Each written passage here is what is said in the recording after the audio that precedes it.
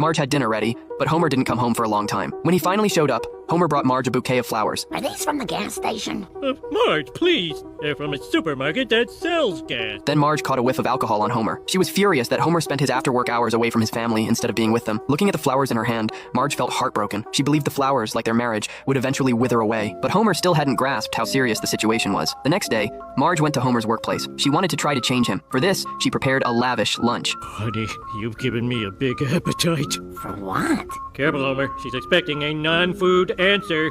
For you? Oh. He admitted his mistakes to Marge. Marge thought Homer still loved her. Burns witnessed this scene from the surveillance room. While he was moved by the beauty of love, his friend Lenny believed that love couldn't withstand temptation. So the two decided to bet on whether they could break up Homer and Marge. After work, Lenny found Homer and invited him out for drinks. When Homer tried to refuse, the guy started threatening him. Left with no choice, Homer had to agree. This meant Marge was left alone in the room. She saw the police chief bringing jewelry to his wife. Flanders reunited with his wife. Yet Homer still hadn't come home. This made Marge feel devastated. At the bar, Homer kept checking the time, trying to leave multiple times, but Lenny kept finding excuses to make Homer stay. Lenny asked Homer if he wanted a different wife, but this question reminded Homer of his life with Marge. I think it's time I went home to my wife. Seeing Homer leave, Lenny felt disappointed. When he spotted Moe, he came up with a plan. Homer rushed home with balloons. He apologized to Marge. Despite Homer's repeated explanations, Marge was completely disappointed in him. Good night. Oh, good night.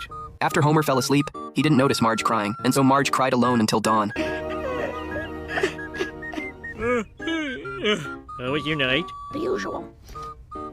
Marge became cold and ignored Homer. This finally made Homer realize how serious things had gotten, so Homer went to the street to clear his head, but he found that Moe's bar was closed. Just then, Moe drove by. He said he'd been invited to a party and invited Homer to come along. Moe had his own club now. To ease the tension in their marriage, Homer took Marge with him, but because of their Cold War, neither of them spoke. At the party, Homer was hit on by various people. All of this was deliberately arranged by Lenny. He'd bet everything he owned. He had Burns' secretary spend the day with him. I can't possibly lose your arm. Mr. Burns, you can't use me as a gambling chip. Check your contract. I'll be darned. It also says I'm permitted to mold your hair into whimsical shapes. Smithers, want a cracker?